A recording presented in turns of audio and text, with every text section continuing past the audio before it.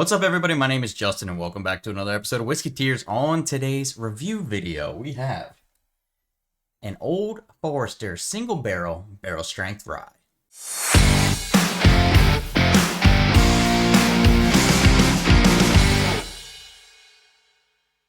Okay, so this Old Forester single barrel strength rye, it's not a store pick or anything like that. It's just a 2024 release that Old Forester did here towards the end of the year. It is coming in at 129.8 proof from Warehouse L Floor 1. So we'll see if that affects it all. Surprisingly enough, I don't think I've ever had an Old Forester single barrel strength rye before. I've had plenty of the blue labels, but never this green label here. The blue labels have been, especially in the recent years, kind of hit or miss for me. I've really been preferring the black label a lot more, but we're gonna break into this one and see how this one fares today. So let's pop the top, get the nosing straight out of the bottle. Super raspberry jam sugary sweetness. Raspberry jam sugary sweetness, maybe a hint of like a molasses on there. Honestly, it wasn't overly powerful coming out of the bottle, so we'll pour it into the glass and see what we get out of that.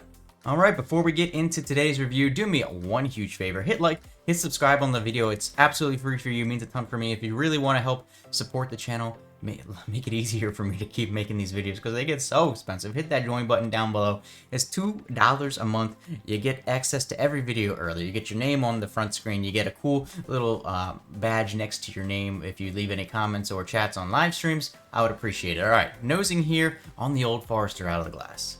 A lot more woodiness out of the glass than I was expecting. A little bit died down on that raspberry jam. It's still there. It smells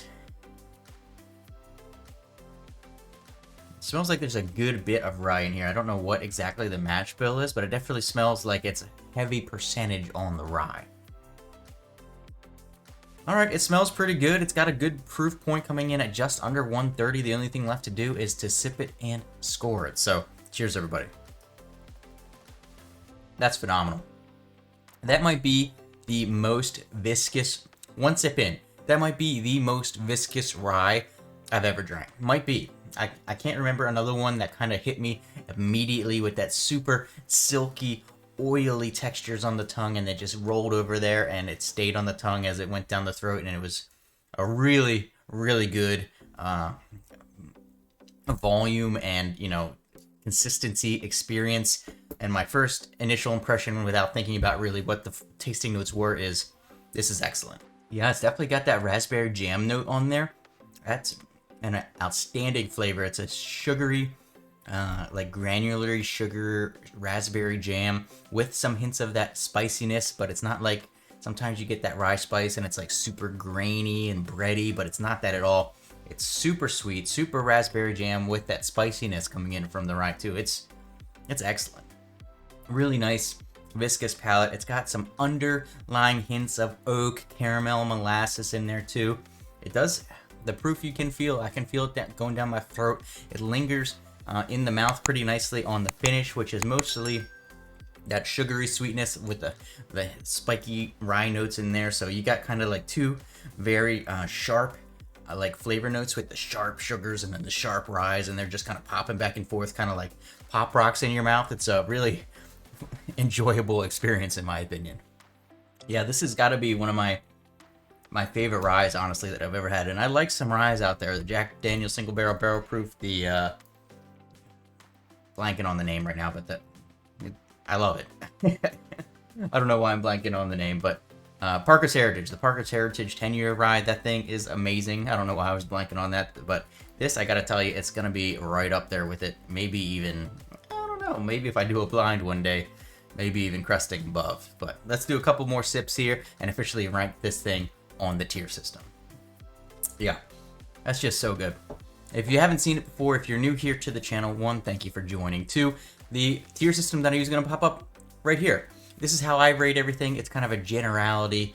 You know, there's kind of tiers within the tiers. If you may be top of one tier, bottom of one tier, if it's close, something along those lines. But this is just my opinion, so take it or leave it for what it's worth. But generally, I think I do a pretty good job overall. I'm definitely not the world's greatest whiskey taster, but I've been doing it for a while now, and I've done a whole lot of bottles. So that's how the tier system works. Let's take one last sip and officially rank it today. I mean, that's phenomenal. That is phenomenal. I got this bottle for $90, I think. $90 or $100. I got it a couple weeks ago. I popped it. I let it sit open for a couple weeks. And I'm really debating in my head right now if this thing is going to be like high A tier or if it's going to sneak into S tier. I'm really debating. I'm going back and forth. I'm just trying to think of, is there anything that brings it down a notch? Or is there anything that it's missing that if it had that could really bump it up? I'm trying to decide. Yeah, I mean, it's just so good. It's so good. I see nothing wrong with it at all. Nothing wrong with it at all.